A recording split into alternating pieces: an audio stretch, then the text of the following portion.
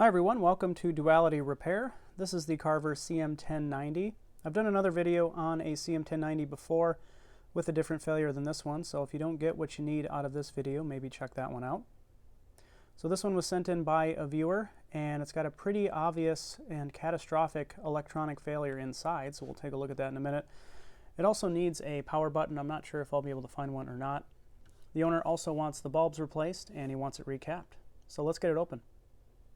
Alright, so we're inside the unit, and other than a very thin film of dust which covers the entire unit, as well as the original thermal compound on all of the heatsink mounted components that will definitely need to be replaced, everything looks to be in pretty good condition, except of course for our catastrophic failure, which is in this area here. So let's zoom in and take a look at that. I have the component overlay from the service manual so we can identify some of the failed components. This was transistor Q719. This was resistor R733, and this was resistor R731. Once you've identified the failed components, it can be tempting to just replace those, but that's usually a mistake because there's a very good chance that other components around these have failed as well. So in order to identify some potentially failed components, let's go take a look at the schematic. Here are the three failed components in the schematic. We have Q719, R731, and R733.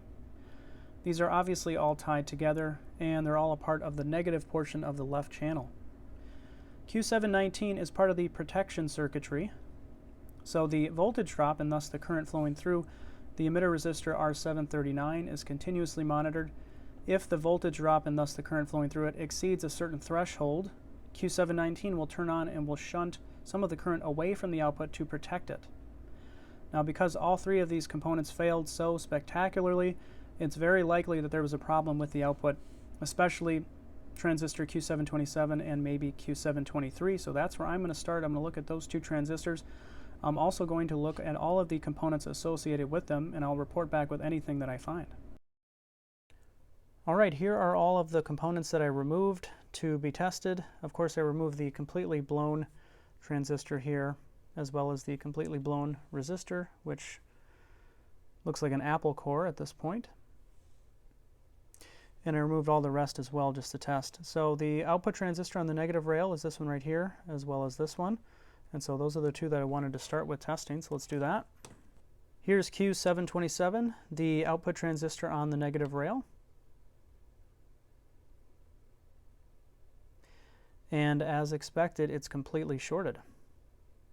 Here's Q723, the other output transistor on the negative rail. This actually seems to be measuring okay. However, because of its age and because of what the main output transistor on the negative rail went through, I'm just going to replace this to be safe. So even though I didn't expect a problem with it, I did remove the output transistor on the positive rail. So this is Q725. And just like the output transistor Q727 on the negative rail, this one is completely shorted as well. So it's a good thing I removed this one. And here's the other output transistor on the positive rail, Q721. Just like the smaller output transistor on the negative rail, it's also measuring okay. But again, because of the age and because of what the output transistor on the positive rail went through, I'm going to replace this as well.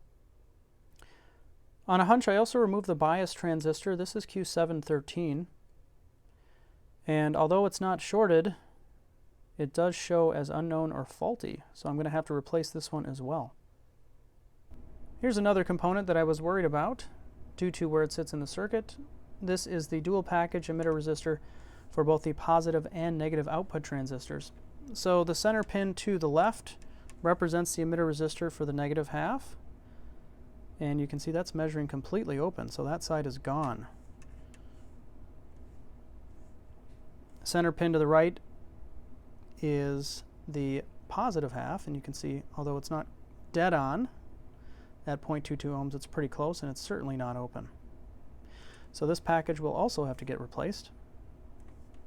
Alright, we've discussed the transistors as well as the emitter resistor package, and all of that's going to get replaced. You'll see I also have some miscellaneous components that I removed. We have the sole aluminum electrolytic cap that was in the area, and it's completely charred as well. I haven't even measured it, but I'm not going to bother. As I said, this unit's going to get recapped anyway. So that's gone. I also removed the bias trim pot just to make sure that was still okay, because it was charred in a few places as well, and it's measuring perfectly. So I'm going to reinstall that. And you can see I have some charred resistors as well. Some of these are measuring okay, some of them are not. I'm just going to replace them to be safe. And I have these two caps as well. They were also kind of in the blast zone, and just to be safe, I'm going to replace these as well. Now that the components in this area of the board have been removed, we can see just how much damage has been done. So it got so hot right here that it even cracked the board all the way through to the other side. So the top half of this board looks pretty rough, but the bottom half looks just as rough. There are several pads and several traces that have been completely destroyed, so I'm going to have to be very careful and very thorough when reinstalling the new components. These components over here were pretty much out of the danger zone. I measured all of them and they're measuring just fine, so I'm going to leave them installed. And a final note, you can see the thermal compound here where the two output transistors and the bias transistor were mounted.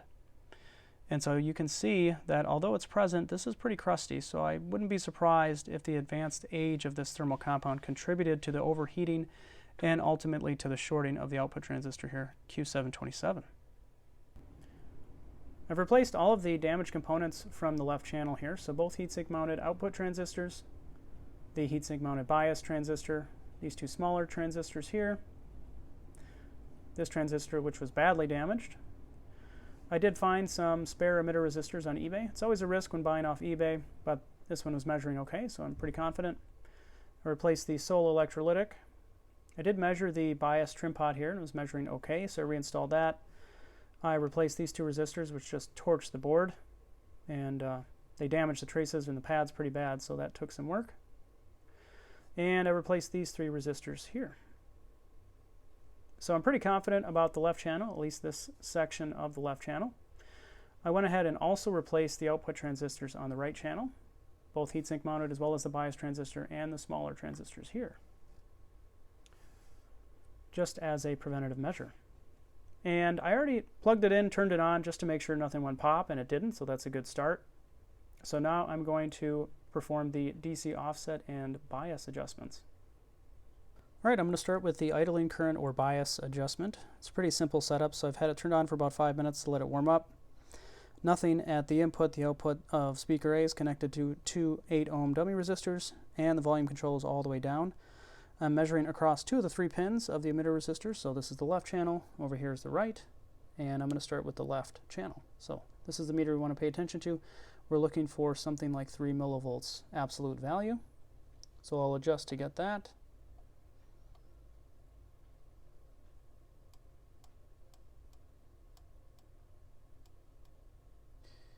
And this is a pretty good adjustment. It's moving in very discrete steps, so it's going to be pretty easy to get it right on the nose.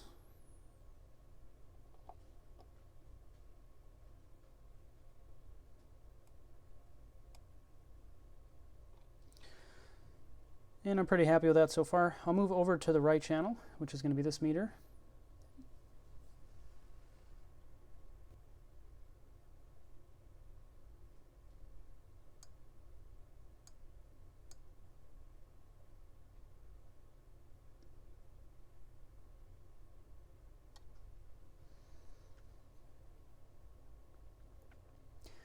And you can see we're stabilizing at something like 0.1 millivolts on either channel. I'm pretty happy with that. Let's move over to the DC offset adjustment.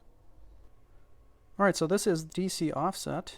I moved my negative leads from the outer pins of the emitter resistor to the chassis, so we're just measuring across the output. And we're looking for obviously as close to 0 as possible, but plus or minus 50 millivolts is the spec, and you can see both channels are well within that spec. So it looks like we're doing just fine on the idle current as well as the DC offset. So let's see if this will pass a signal. All right, everything is reconnected again. I have a 10 kilohertz sine wave at the input, and I'm monitoring both outputs. So let me turn up the volume.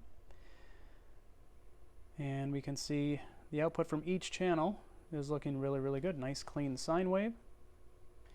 So I'm going to say that that left channel is repaired. Very happy about that. There's still some more work to be done, so let's keep going. The next problem are the view meter lamps. So the unit's on, but you can see we have nothing from either lamp. So either there's no voltage getting to that small board there on top, or both lamps are open. So let's check for voltage.